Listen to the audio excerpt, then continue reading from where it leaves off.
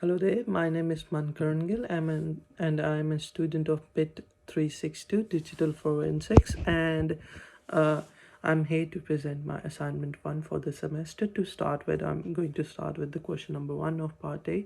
Explain the legal process to start a public case investigation and describe the difference between the public case and the private investigation.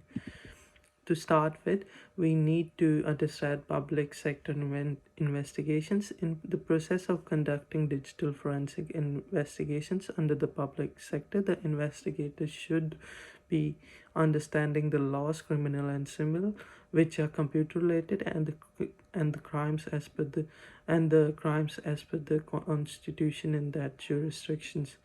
These crimes include like robbery, from robbery, range from robbery to murder, child pornography, among others.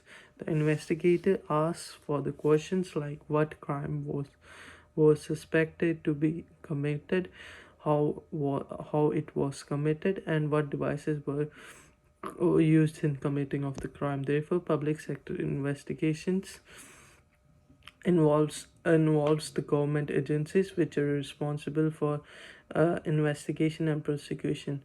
These may include police department and other law enforcement agencies such as border police, drug enforcement agencies, etc.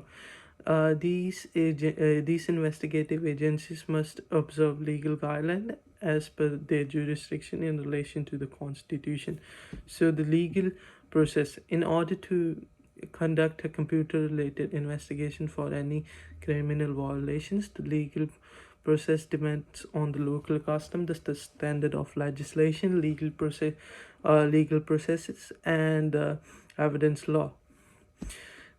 Therefore, the process includes the following: the complaint files the case to the relevant authorities, that is police, and the investigative body clearly establishes what the case is criminal in nature or determines whether the crime has been committed or an illegal act. After determining the relevant information about the case under investigation, you have to determine the evidence you need to acquire from the scene. Therefore, the next to determine the steps to perform creation and the signing of chain of custody, and then analysis of the acquired and analysis. The steps are here include preparation and visiting the scene of crime with the relevant documents like chain of custody, search and seizure, among other, cordoning of the scene of crime, and conducting proper searching of the possible evidences like flash drives, external hard drives, among other, proper searching and collection of possible evidence item, marking and tagging of the collected suspected evidence items, packing and labeling on the evidence marks, making proper documentation of the scene of crime and evidence items collected, transportation of collected evidence items to the forensic lab for the further analysis. So the in the whereas in the private investigations, uh, they don't need a seizure warrant or anything else like that from the court. The therefore the search of evidence in order to support criminal allegations. In the public sector investigations, the investigator searches for the evidence to support allegations which include policy violations, abuse of assets, and some rare cases criminal complaint. Therefore, the employees sign policies which authorize administration in case of the employee goes contrary to conduct evidence without seeking any authority from the user. And the second part of the second question of the assignment: explain what you will do to ensure the integrity of digital evidence before it is transported to the lab. The integrity of the evidence can be maintained in the following ways: physical security of the environment, use of mechanical or physical systems for preventing unauthorized data and or the loss of data, such as use of door locks, security guards, personal control, fire suspension systems, isolated computer system. Additionally, cordoning and sealing of the scene of crime in an open area can be important to prevent authorized person from unauthorized person from entering the scene. Selection of the specified team to conduct the search for the possible evidence from the scene of crime, drawing of the sketch and taking photos of the crime scene, creating a log register creating a log register to register all the personnels who enter the scene and leave. Also take up notes of all the procedure conducted at the scene of crime. Remember this will help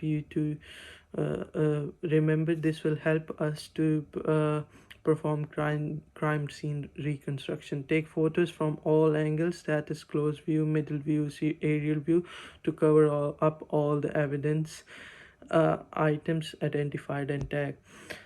Creation of redundant physical copies, that is making duplicates of image files kept in an alternate location to prevent loss in case of a further disaster.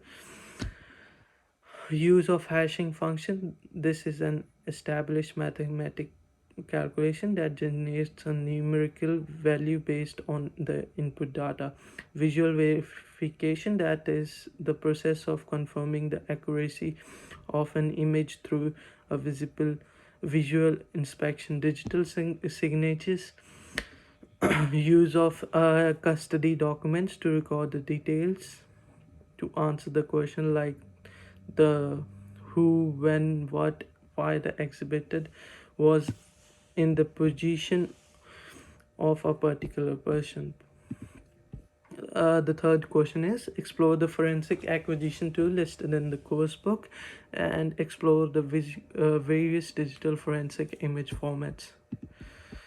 So, digital forensic acquisition can be defined as a process of copying data from an exhibited device like a mobile phone, laptop, hard drive, among others, while using approved forensic tools such as ProDiscover, DD Linux Command, Magnet Acquire, Access Data, FTK, Imager Lite, among others detailed below.